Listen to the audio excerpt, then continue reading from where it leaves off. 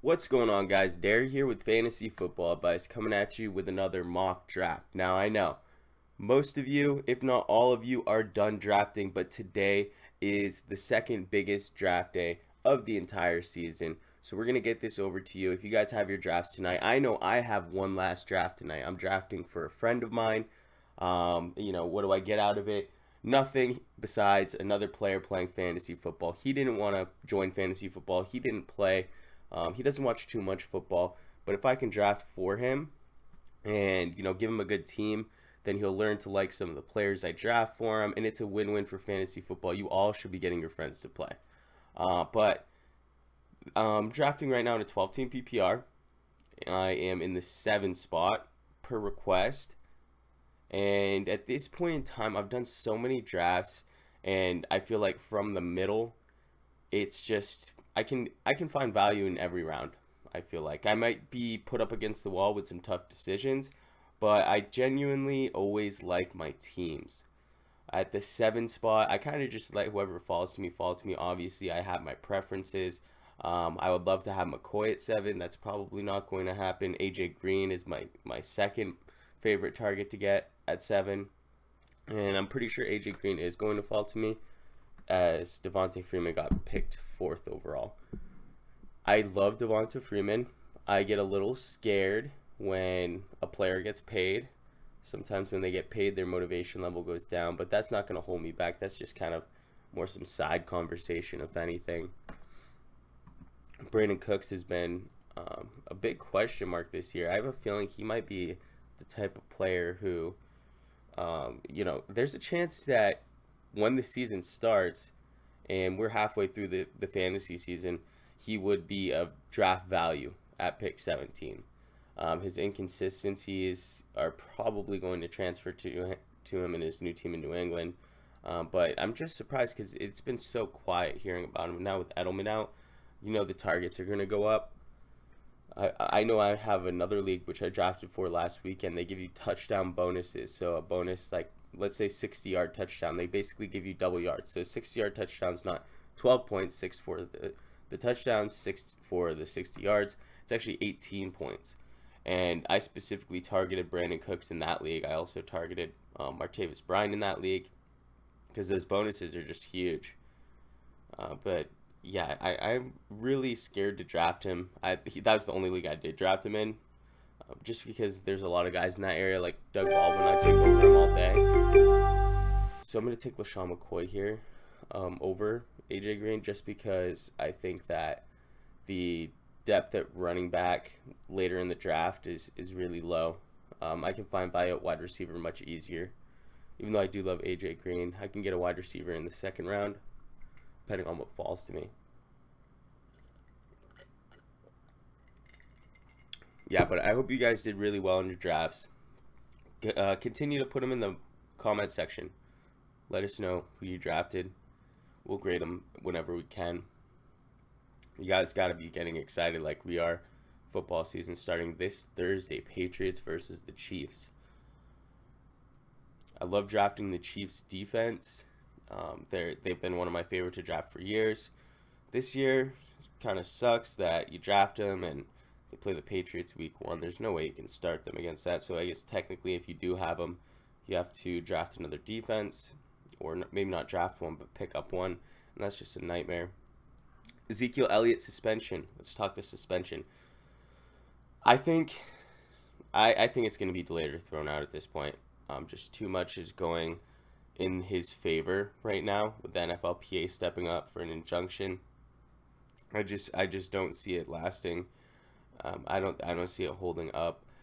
Does that mean I move him up my draft boards?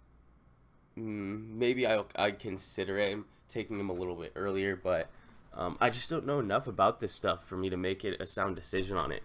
Yeah, it'll be sad if somebody takes Ezekiel Elliott and they have 2 stud running backs in the first 2 rounds, and I have to compete with that guy.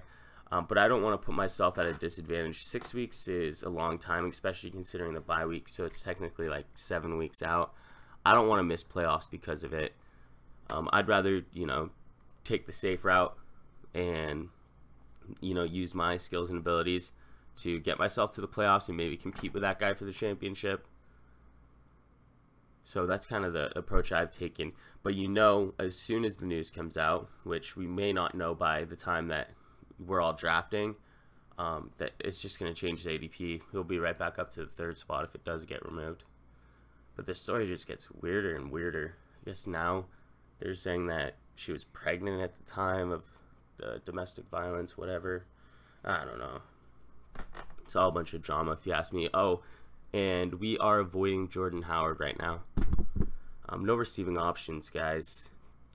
We do like the talent that he has. I mean, he's never had these amazing measurables. But, you know, I'm hoping they take Howard because I want Baldwin. If not, I'm going to go Gurley. And we're avoiding T.Y. too. So, no Howard, no T.Y. T.Y. Luck isn't playing. If Luck isn't playing, T.Y.'s already got to be dropped. Also, you have the splits when Dante Moncrief is out. Amari Cooper or Todd Gurley. Amari Cooper or Todd Gurley. I'm going to go for Gurley. Alright, now I can load up on wide receiver. Yeah, the splits already when Moncrief was in. He was averaging like 13.5 PPR points per game when Moncrief was in. It was a pretty large split. I think Moncrief was in for like 7 games or so last season, maybe even more, I don't know. And then when Moncrief was out, he was averaging like 20.5 PPR points per game. So already the concerns with those type of splits were there. And then you have Luck not even being there for the first week, 2 weeks, who knows. You know, he's eligible to come back whenever he's healthy. They're not going to, you know, make him wait 6 weeks or put him on any of those lists. But it's just something I don't want to have to deal with, especially considering his draft price is so high. If he dropped down to, you know, the 4th round, I feel like that's a great value for him. Even 3rd is kind of pushing it because at least kind of like the Elliott situation in time for playoffs, you know, Luck's going to be there. And then you have, you know, a borderline, you know, wide receiver 1. I still think he'll probably fall into the low-end wide receiver 1, if anything, because he just doesn't have that touchdown upside, and Moncrief has been stealing a lot of his production. But back to the draft here. I'm coming up. Terrell Pryor has been staying consistent with his draft price. It's a little concerning that he has really sucked in preseason, not to put it lightly. Larry Fitzgerald. Sorry, guys. Let me just take a pic here. Alshon Jeffrey, DeAndre Hopkins, Christian McCaffrey. Ty Montgomery's been climbing up my board. Dalvin Cook is the guy. So I went 3 backs. So I guess this is wide receiver 0 so far. Cook, Gurley, McCoy. But basically, he has sucked in preseason. He dropped like 3 of 5 targets from Kirk Cousins, and also Cousins has looked bad himself in preseason. What do you make of that? Not too much. Don't make too much of it. We can't make an assumption based off preseason. It is a little bit concerning, but I still think that Terrell Pryor is a slam dunk pick. I still think Kirk Cousins is a borderline fringe top 5 QB on the season. Oh, look at this. Someone drafted Dak Prescott, 22nd overall.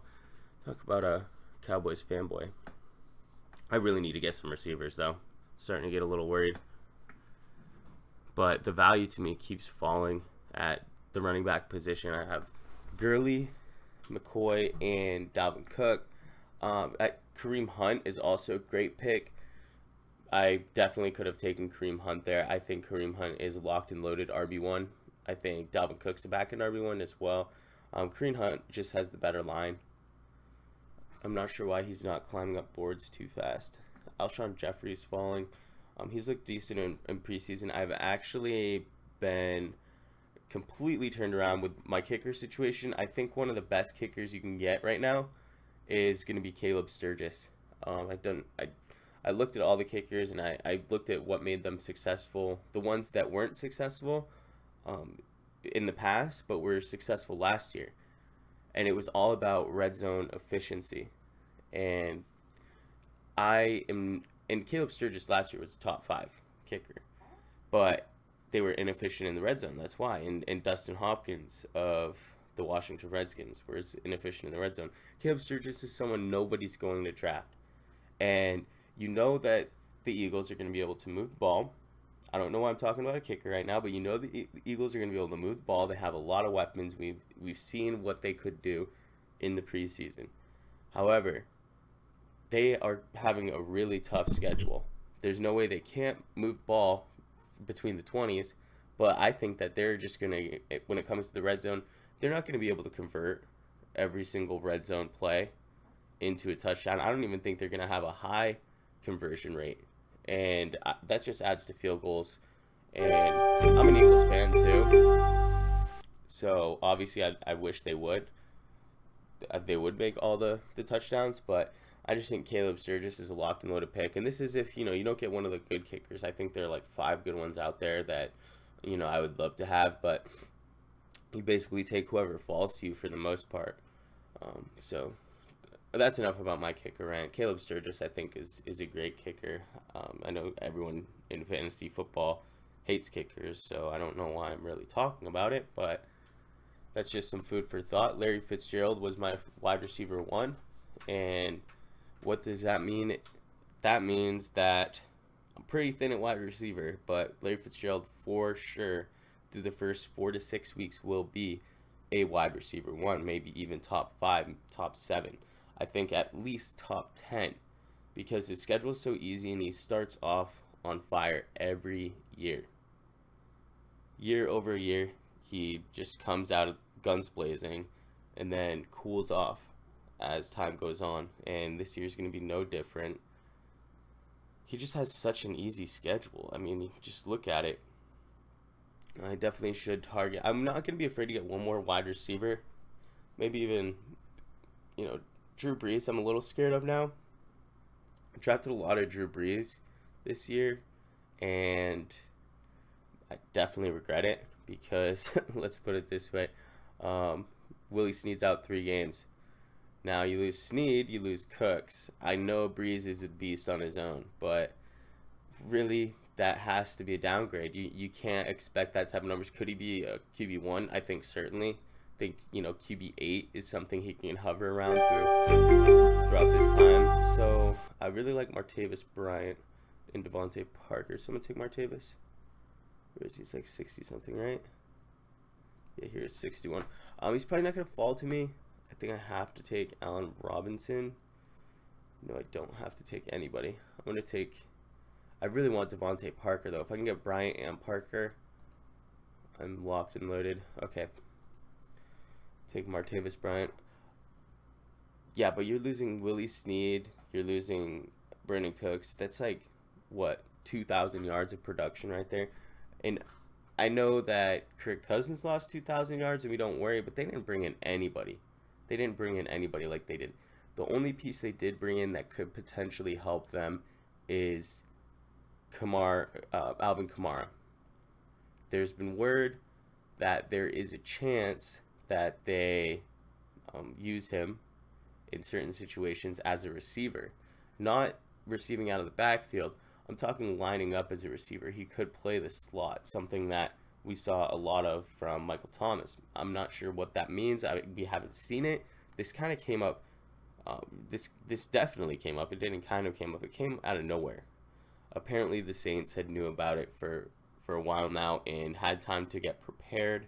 I would not be surprised if they added another piece, maybe after all of the teams cut down to the 53-man roster. I know there are still some solid wide receivers out there, but it is concerning overall. I, as a Breeze owner in many areas, am not loving life right now. I'm not. I'm a little concerned. It looks like I'm definitely going to get Devontae Parker. Another player I love in this area is Amir Abdullah. Jeremy Maclin is climbing fast. 73 overall. So isn't Decker, 75 overall. I love these targets, but Parker is clearly ahead of him. Parker has the upside to be top 12. Now I know both Decker and Maclin have been top 12 for sure. But Parker has this type of upside that you don't even know how high he could go. I obviously would love to get Decker or Macklin again on my next turn, and then I would feel really comfortable with my receivers. So I got Larry Fitzgerald, Martavis Bryant, Devontae Parker. Now, Martavis Bryant is finally officially reinstated. If you guys have been following my drafts for a while now, you know that I absolutely love Martavis Bryant.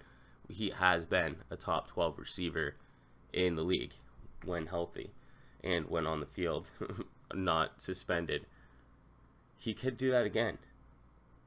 I don't see it out of the realm of possibility at all. So I think as a wide receiver 2, you're definitely getting a good price on him for sure. He's just like a living highlight reel for sure. And it's funny because I remember a friend of mine, and this is why a lot of people forget, because it has been a while since Martavis has been fantasy relevant. A friend of mine, he owned Martavis Bryant one year, and he had Martavis Bryant. This was the year DeAndre Hopkins was really good. He had Martavis Bryant, DeAndre Hopkins, and Antonio Brown, and they all have bad matchups. And he was like, you know what?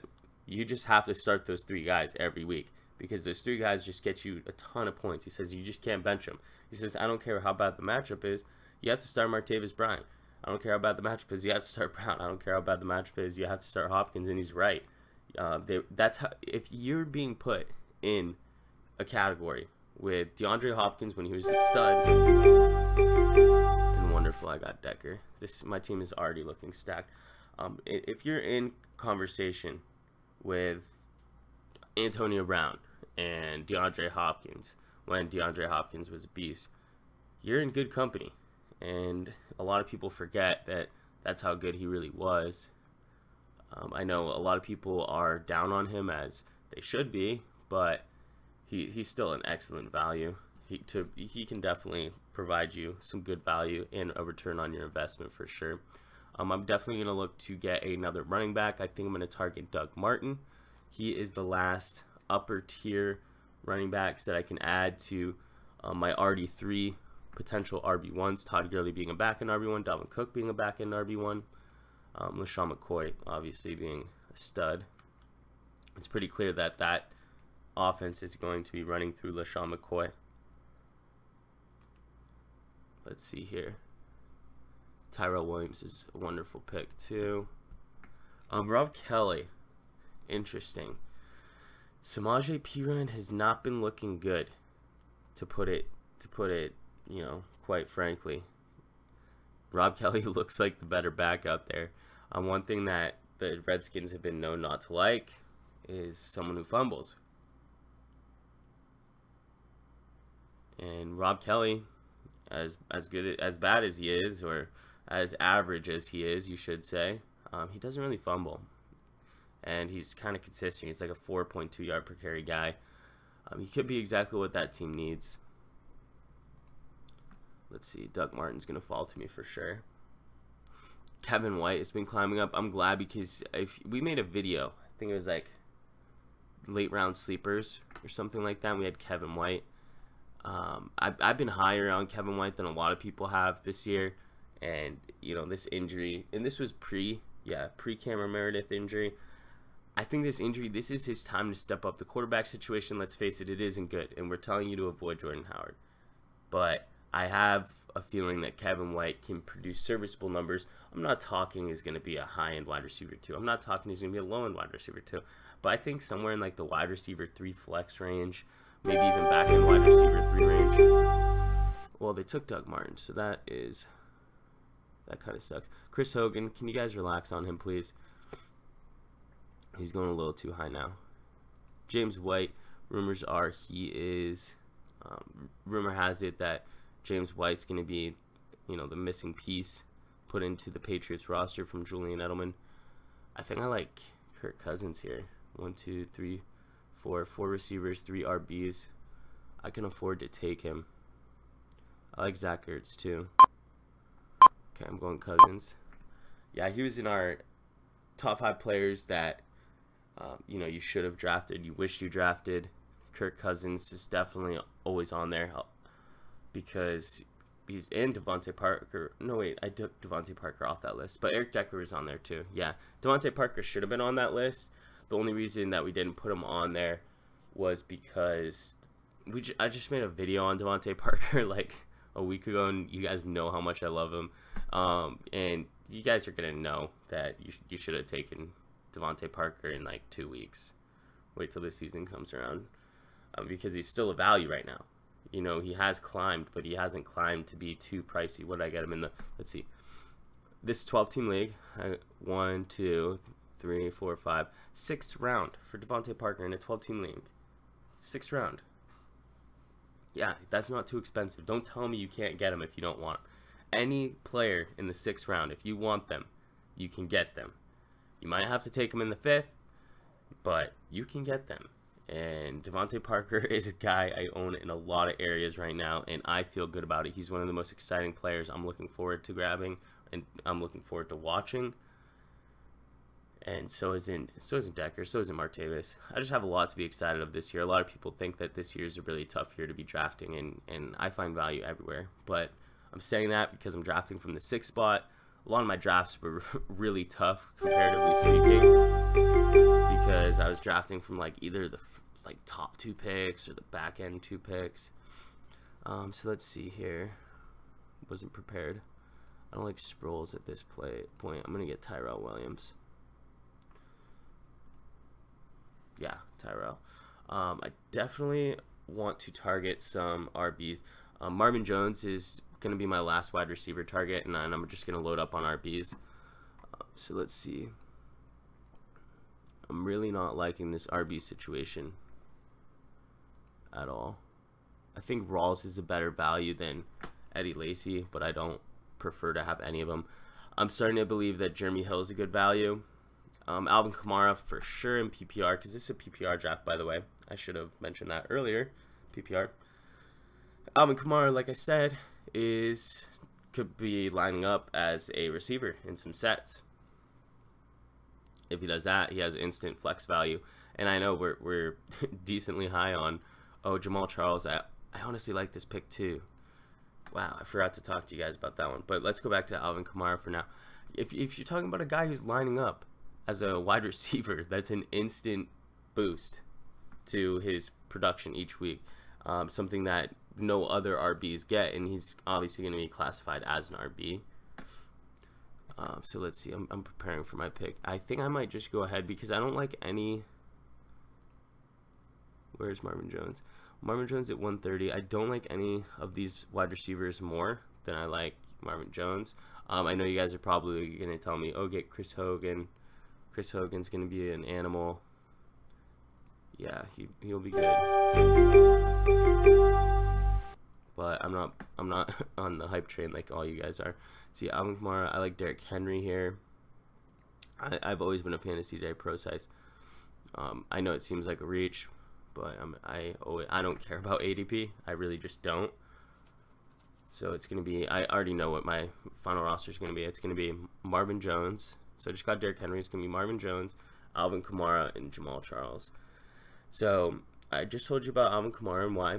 Let me tell you about Jamal Charles. So Jamal Charles ended up making the 53-man roster after, and I'm not saying this is a slam dunk pick, okay? So just for that.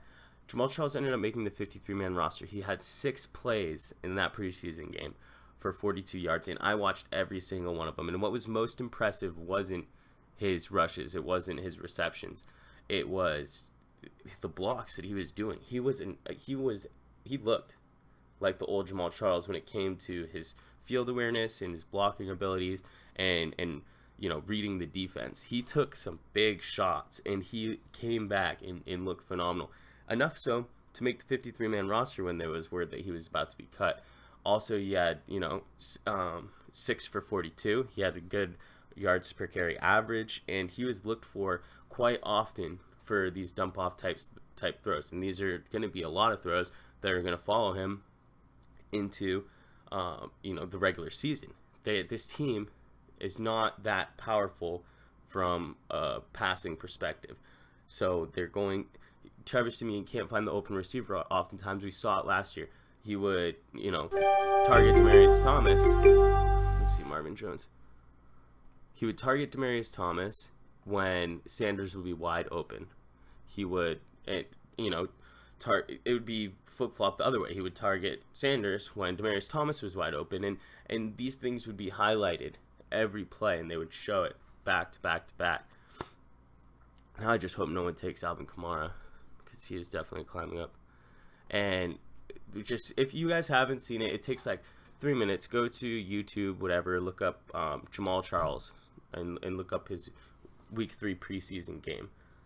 And just watch it, and you're going to know exactly what I'm talking about. I'm not projecting Charles to be the starter.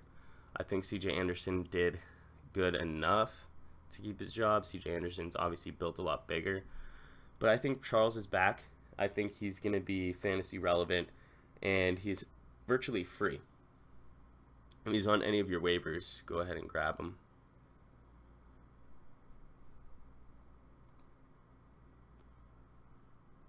Let's see. So Alvin Kamara is my next pick. Shane Vereen has been climbing up, as he should. Finally, people get on board with Shane Vereen. Oh, I still don't have a tight end. That's right. Eric Ebron's 154. He really took a tumble, huh? I don't mind picking Julius Thomas either. He had a good connection with. He had a good connection, yeah, with Jay Cutler. Not bad. Let's see, Alvin Kamara. Here we go.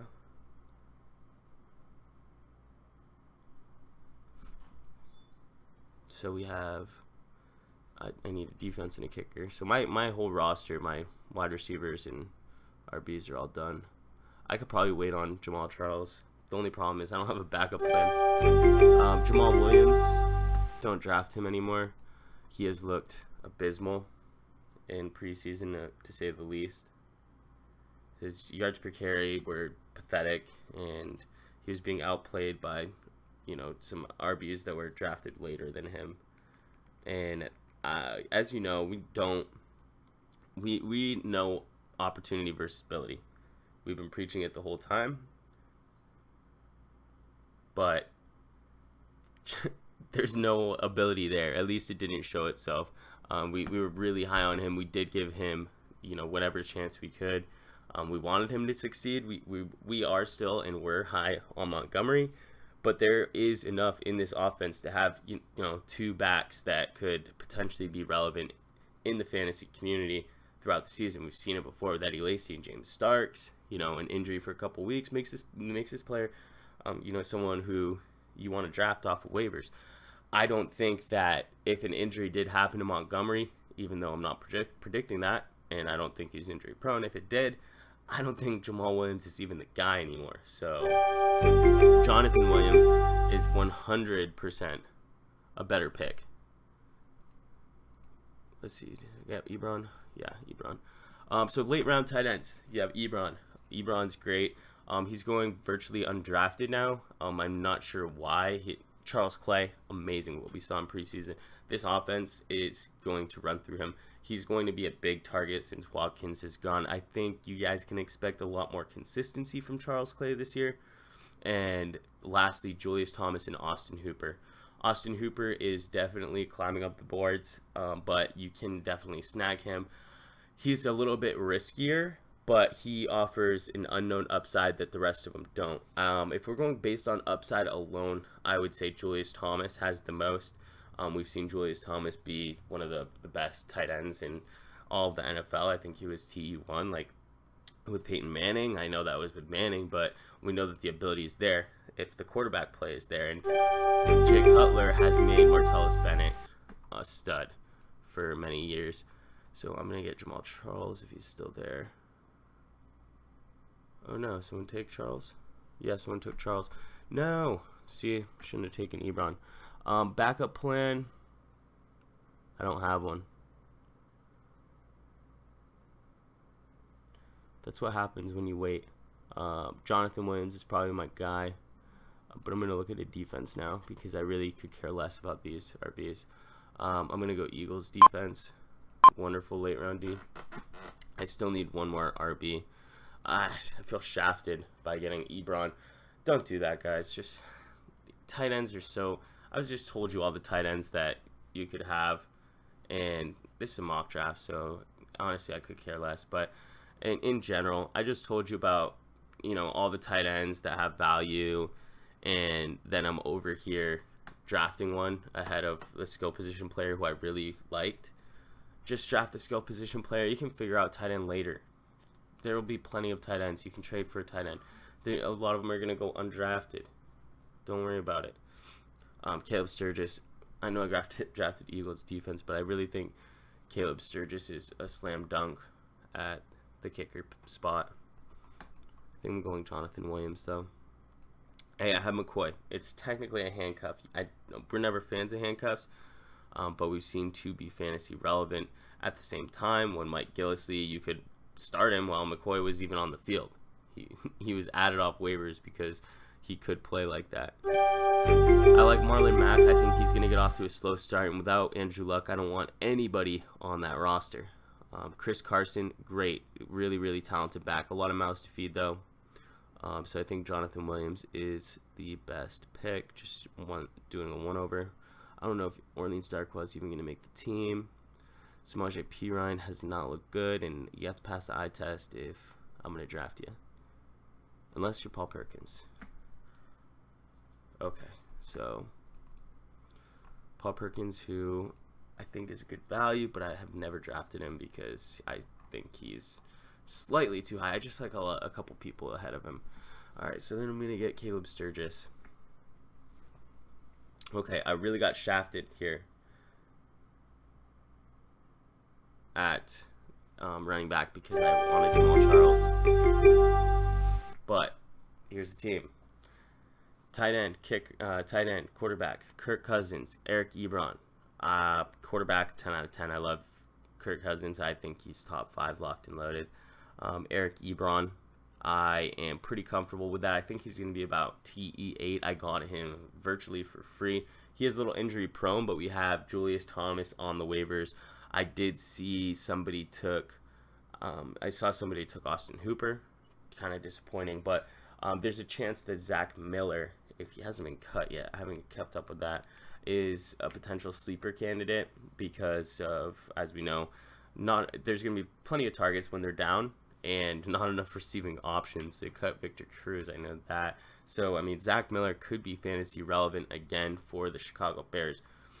So these are just guys that I keep my eye on when I have an injury-prone tight end. We don't recommend that you roster to. Somebody who had Gronkowski in the Facebook chat, they asked us, because I have Gronk, do I need to, you know, grab another tight end in the later rounds?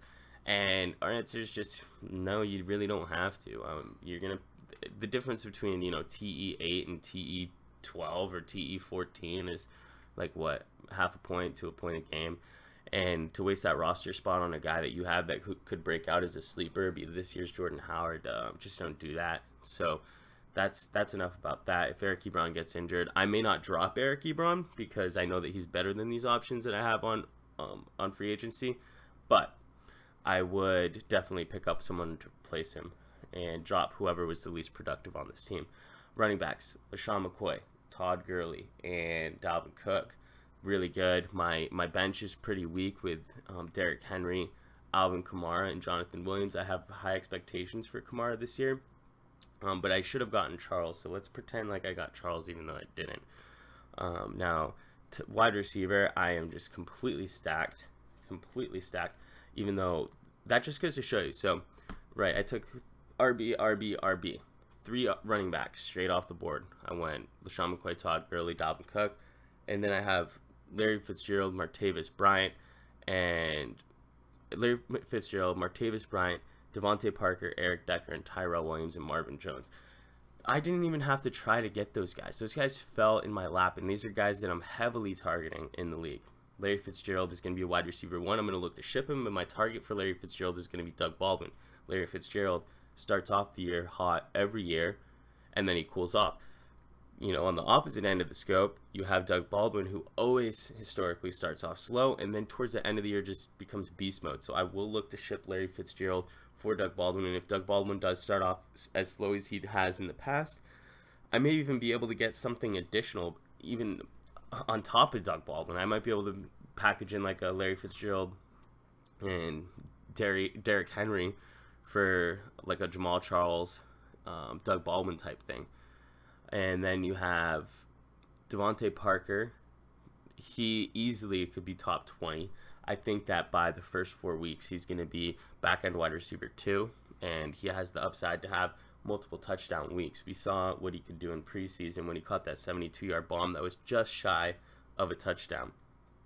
And then we have Eric Decker, touchdown machine. He plays Oakland week 1, and one of the great things I love about Decker is a lot of people are asking us questions, who do I start week 1? And they give us their list of players, and they say, or Eric Decker. Isn't that wonderful when you have a player that you took in like the 7th, 8th round, who you're already considering starting over players that you have drafted higher? That just shows you like how good of a pick it is. And yes, the answer is start Eric Decker. Eric Decker is a great pick, and I don't think I'm going to start him. I know Larry Fitzgerald plays Detroit, and I know Martavis Bryant plays Cleveland, so I may flex him at most, but I don't think I'll start him over any of those guys. But for some of you other guys out there who have drafted Eric Decker, he's definitely able to be started week 1. Tyrell Williams, on the other hand, who I have next, I wouldn't start him week 1. He is, I just want to see what's going on. He plays Denver, and if you're considering starting Tyrell or Decker, don't start Tyrell against Denver. Chris Harris primarily plays on slot receivers, and then you have Aqib Talib, who plays on outside receivers, and I believe Tyrell Williams will mainly play on the outside, and you know, Keenan Allen's going to play from the slot for the most part, or at least historically. This is all speculation at this point. Keenan Allen's looked pretty good. How long is he going to be on the field for? I'm not sure. Lastly, we have Marvin Jones. I love Marvin Jones. He plays, I think it's Arizona, and you can start him in that matchup. Arizona's not too tough against wide receivers. It's not an easy matchup by any means. I think Arizona is going to start off hot, and I think that they're going to have the lead. We saw that Detroit's defense is not that good this year. I think Detroit's going to be a defense that you can target your players against. I think that Detroit is going to definitely, if you see Detroit on your matchup, whether it's a running back or a receiver, you're going to know it's an instant start. And what does that do? It makes it that, you know, the players on Detroit, from a receiving perspective, are going to be good, including the running backs, because the running backs are also receiving backs. So Marvin Jones is a great pick there. I wouldn't be afraid to start him week 1 if you have a terrible matchup. If you're wondering between Tyrell Williams or Marvin Jones, start Marvin Jones. And so I just told you about what I feel about Detroit. I think they're going to be down. I think they're going to be throwing a lot. Eric Ebron fits into that. So that's the team, guys. A really pretty weak of running back, but let's pretend I got Jamal Charles there. It's just a mock, but I hope it did help some of you guys who are drafting tonight. If you are drafting tonight, good luck. Kill it. There's more to come from this channel during the season, okay? We're not done yet, and we're going to be starting the podcast. And also, if you guys are premium members, you're going to get benefits that span into the season. You're going to get those articles, trade targets, waiver wire targets, all that stuff. So I hope you enjoyed this video. If you did, slap that like button. We thank you all for watching, and we'll catch you on the next one.